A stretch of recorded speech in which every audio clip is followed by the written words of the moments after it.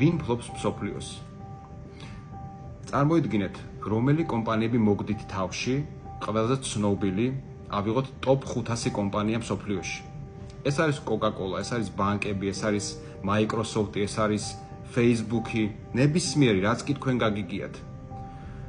ამ ყველაფერს ფლობს ერთი კომპანია, უმრავლესობა მის აქტივებს. ეს არის BlackRock-ი, შავი ქვა. 10 ტრილიონის კაპიტალიზაცია გააჩნია მას.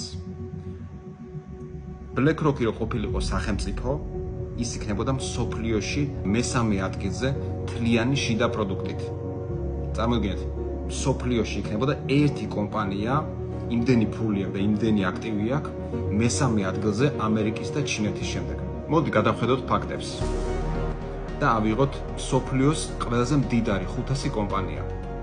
ამ 500 კომპანიის 88%-ს ფლობს BlackRock-ი პირველ რიგში, შავი ქვა, Vanguard-ი და მესამე არის State Street. ეს სამი კომპანია მსოფლიოს დედამიწის საუკეთესო კომპანიების 88%-ს ამენეჯერებს, ანუ ფაქტიურად ფლობს. და ყველა საინტერესო რა არის, იცით რომ მაგალითად ეს კომპანიები ფლობს როგორც Coca-Cola-ს, ასევე მის კონკურენტს Pepsi-ს. ან მაგალითად, როგორც თითქმის ყველა ამერიკულ თუ ევროპულ თუ ავსტრალიურ ტელეკომპანიების წილებს, რაც იმას გულისხმობს, რომ თუ ის ფლობს მაგალითად CNN-ს და CNBC-ს, ასევე ფლობს Fox News, ანუ სრულებით მის მოწინააღმდეგე ოპოზიციურ მასმედიას. ის ფლობს წილებს თითქმის ყველა ნავთობ კომპანიაში, მაგრამ ამავე დროს ის ფლობს წილს ასევე ეკოლოგიის მებრძოლ კომპანიებში, რომელიც ვითომ და ეკოლოგიის საკითხებით არიან დაინტერესებულები და ებრძვიან დაბინძურებას და გარემოს.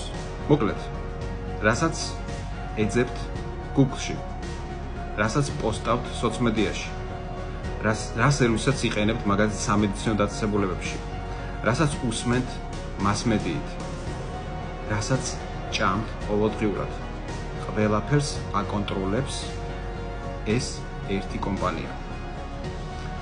ეს ინფორმაცია არის უბრალოდ ჩვენი გონებების განსაახლებლად, რომ უფრო გლობალური ხედვა გქონდეს პრობლემაზე და ამის წინააღმდეგ ერთადერთი გზა ეს არის დიდი მსოფლიო ხალხის გაერთიანება. ჩვენ შევქმნით საქართველოში ამ პლატფორმას, სადაც ერთ მუშტად იქნება შეკრული ერთ პლატფორმაზე საქართველოს მოსახლეობა, რომელიც სწრაფ ცვლილებებს გამოიწვევს ქვეყანაში და შემდგომ უკვე ამ იმპულსს გადავცემთ მსოფლიოს.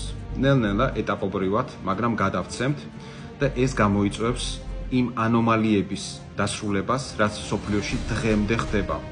წარმოიდგინეთ, ნორმალურ ადამიანს როგორ შეიძლება უნდოდეს ომი? 1000 წლოვანი ისტორიის განმავლობაში ჩვენ ომებში ვართ. ეს უნდა ჩაბარდეს დინოზავრების ერას. როდესაც ჩვენ ვირჩევთ მთავრობას და ვარქმევთ დემოკრატიას, მაგრამ რეალობა სულ სხვაა. მოდის ვიღას დახეული ჯინსით და ხდება ოლიგარქი. ეს უნდა ჩავაბაროთ დინოზავრების ერას. ეს არის ჩვენი გასაკეთებელი, ხალხის გასაკეთებელი.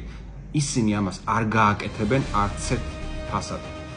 ამიტომ ჩვენ საკმაოდ დიდ საქმეს მოვკიდეთ ხელი და ძალიან დიდი мотиваცია მაქვს, რომ საქართველოში რაც შეიძლება მალე დავდეთ შედეგი.